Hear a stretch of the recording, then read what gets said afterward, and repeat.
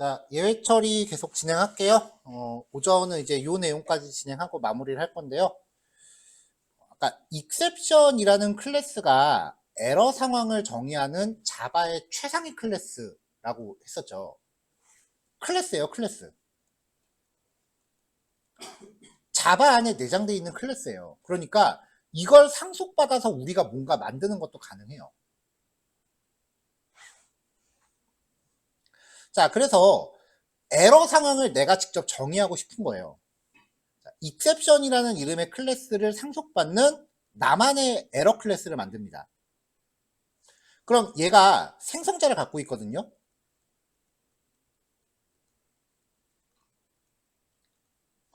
생성자를 갖고 있으면은 자식이 무조건 부모의 생성자를 재정의해야 되죠. 한번 만들어 볼게요.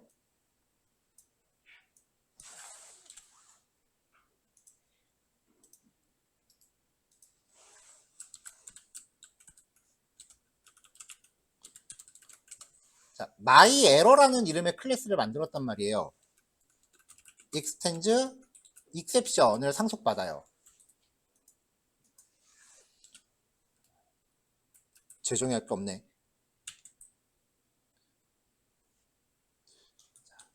자, 그럼 이제 exception 클래스의 생성자가 얘가 두 개가 있어요.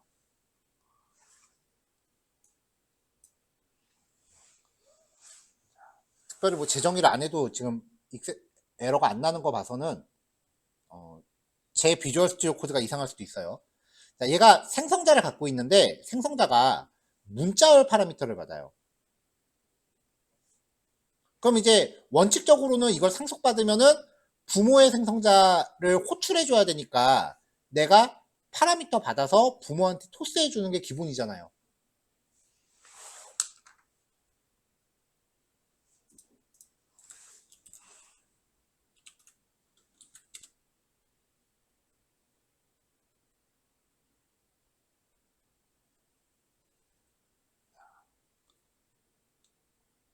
잠시만요. 지금 반대쪽 화면에서 비주얼 스튜디오 코드 지금 재가동시키고 있어요.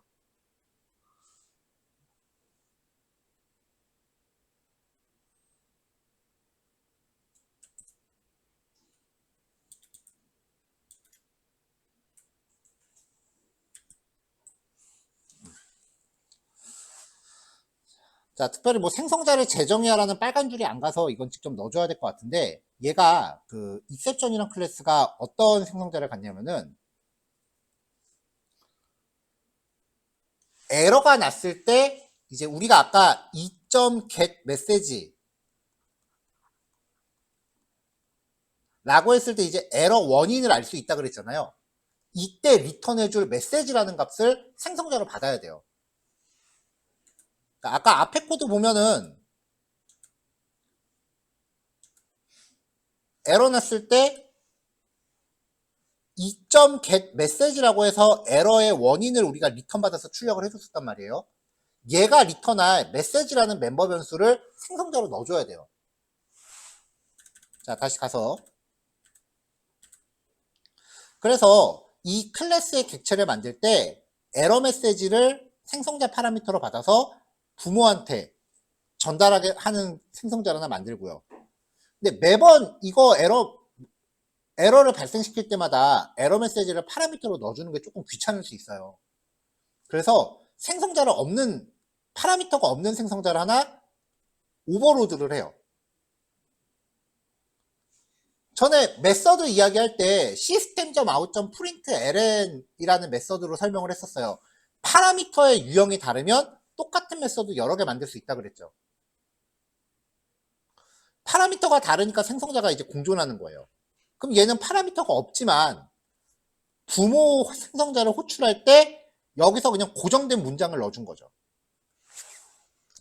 자, 이런 식으로 생성자를 파라미터를 서로 다양하게 만들면 이 에러 클래스를 만들 때 방법이 두 가지가 돼요. 그러니까 객체를 만드는 방법을 다양화시키는 거예요. 첫 번째는 new my KOR exception 이라고 만드는 게 첫 번째 방법이고요. 두 번째는 new my KOR exception 하면서 에러 메시지를 넣어주는 거예요. 에러가 발생했습니다. 이렇게 넣어주는 거예요.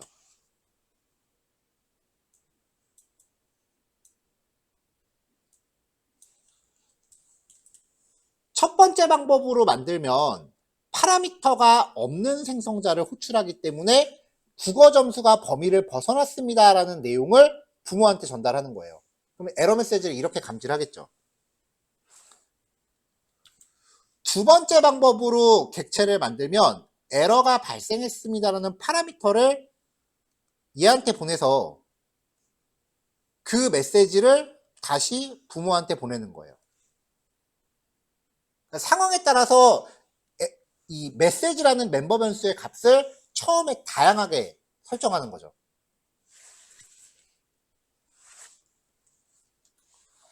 자, 이런 스타일로 에러 클래스를 하나 더 만들게요. my math exception. 수학 점수가 범위를 벗어났습니다와 파라미터로 전달되는 메시지를 넣게 합니다. 자, 이런 식으로 이제 에러를 내가 정의하는 거예요. 내 마음에 안 드는 상황을 내가 정의를 하는 거야. 스튜던트라는 클래스를 만들면서 이름, 국어, 수학 점수를 받아요.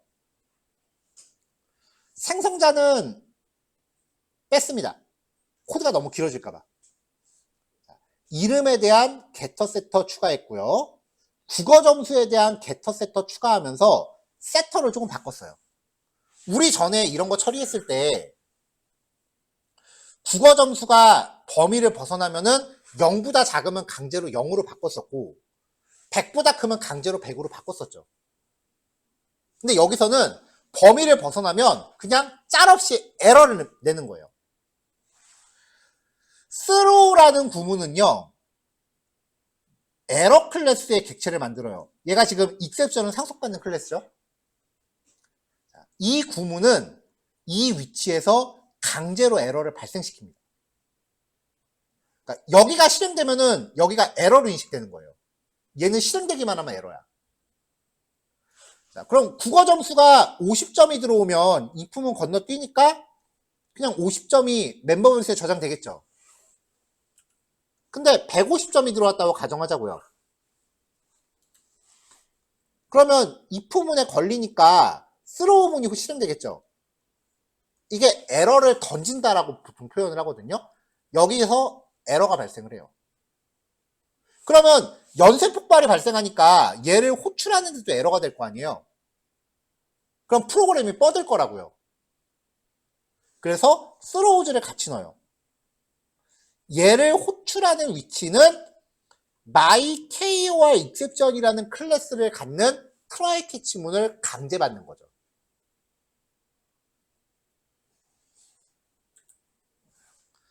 자, 같은 방식으로 math, getter 만들고 setter에 대해서도 my math exception이라는 클래스로 이제 try catch를 강제하는 거예요. 왜냐면은 여기서 내가 에러를 발생시킬 거니까. 앞에는 파라미터 없죠. 그러면 요 에러 객체는 무조건 국어 점수가 범위를 벗어났습니다라는 에러 내용을 갖게 될 거예요. 근데 여기서는 점수가 0보다 작으면 수학 점수가 0보다 작습니다라고 메시지를 강제로 줬죠.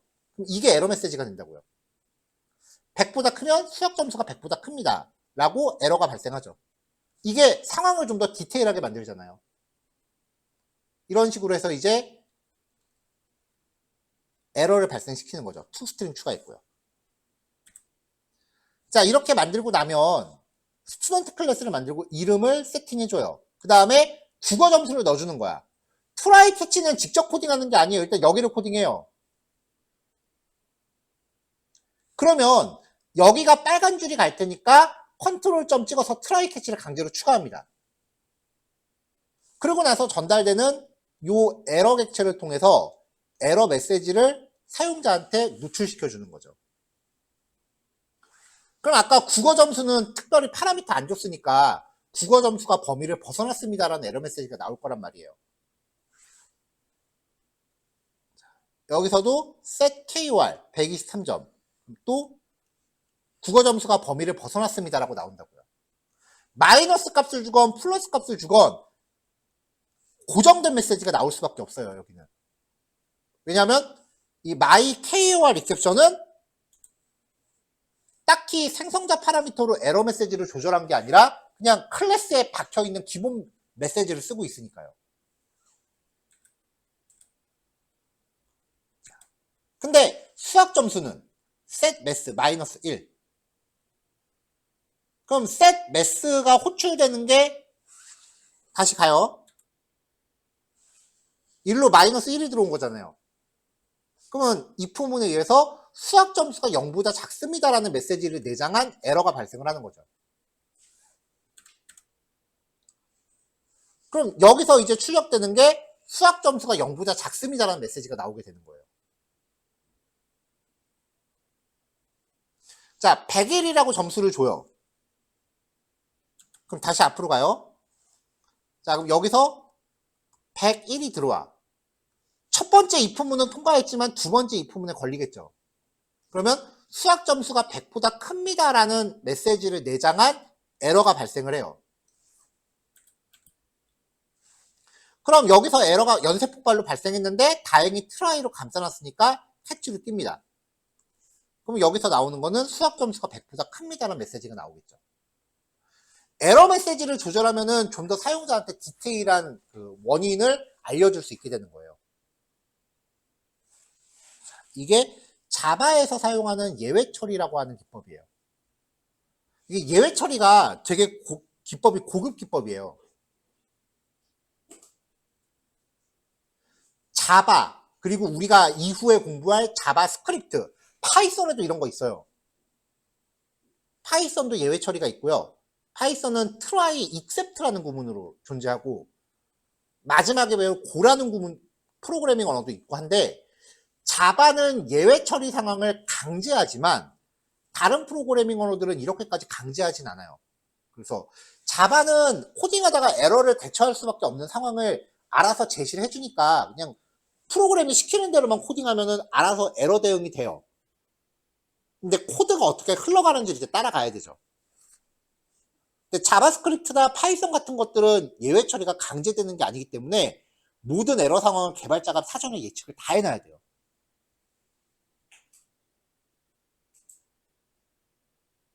그래서 사실 고급 기법으로 올라갈수록 파이썬이 더 어려워져요. 처음에 쉽지 파이썬은. 근데 나중에 가면은 정말 잘 짜기 어려운 게 파이썬이에요.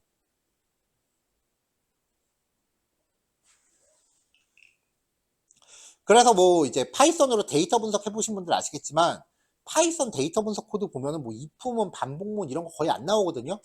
클래스도 잘 안 만들고 함수도 잘 안 만들어요, 파이썬은.